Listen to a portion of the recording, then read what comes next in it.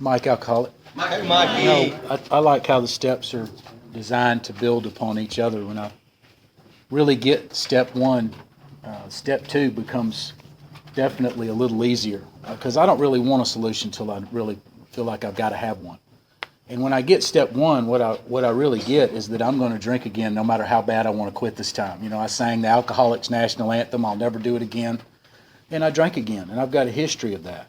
And when I realize no matter how many phone numbers I've got, no matter how many meetings I go to, that I'm going to drink again, that step two looks a little more palatable.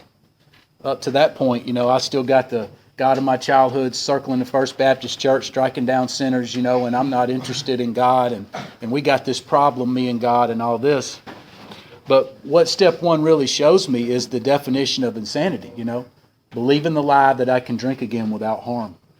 And that's why I know in step two I need to be restored to sanity, because believe it or not, as leery as we are of saying that we've been restored to sanity, there's a million different definitions out there in the real world, but there's only one here.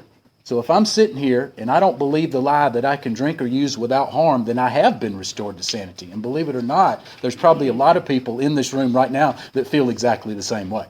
The real trick is taking these steps in my life and going out into those other 23 hours of the day that I have and staying sane then.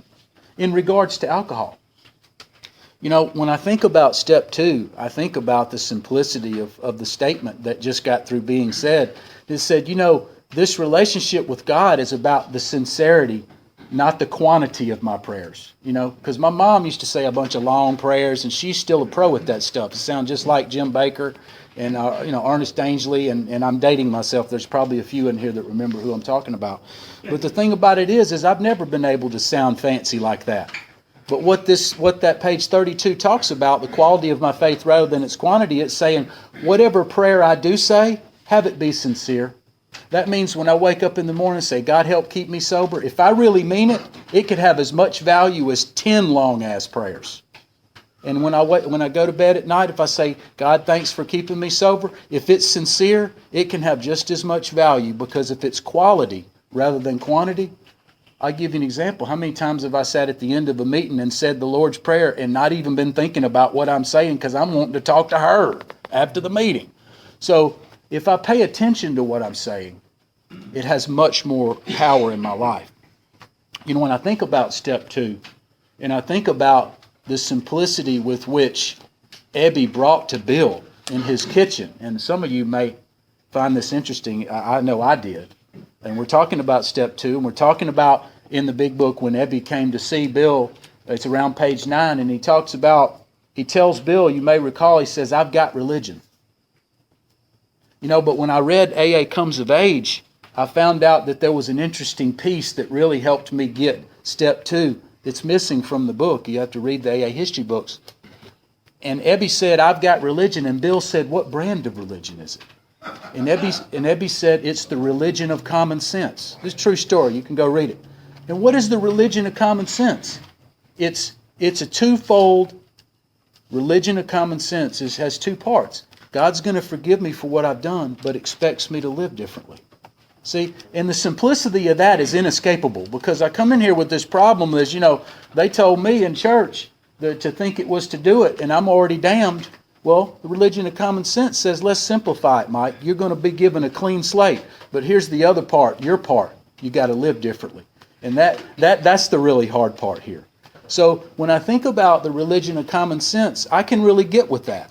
And I can really get humble with that, because when it talks about I need humility, I'm thinking that means some kind of groveling despair. But when I think about the 12 and 12's definition of humility, it's nothing more than saying I still need improvement. Because on 58 in the 12 and 12, it defines humility according to the author, Bill W. He talks about humility amounts to a realization of who and what I have become and a willing to move toward what I can be. And what that's saying, that may be a lifelong process, but am I willing to move toward that with sincerity, doing my part, right? God did his part. He forgave me for what I've done, but he expects me to live differently, because, see, that's really the trick. Because God's not going to do for me what I can do for myself. He's going to do for me what I can't.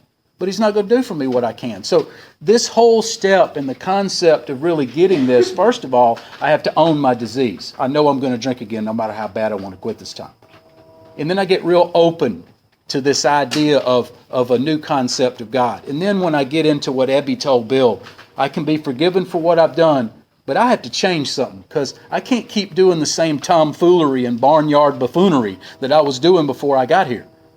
God's not going to bless no bullshit. But if I'm willing to change, He's going to meet me more than halfway. I have found this to be a truism in AA, that He's going to do for me what I can't do for myself, but He's not going to do for me what I can.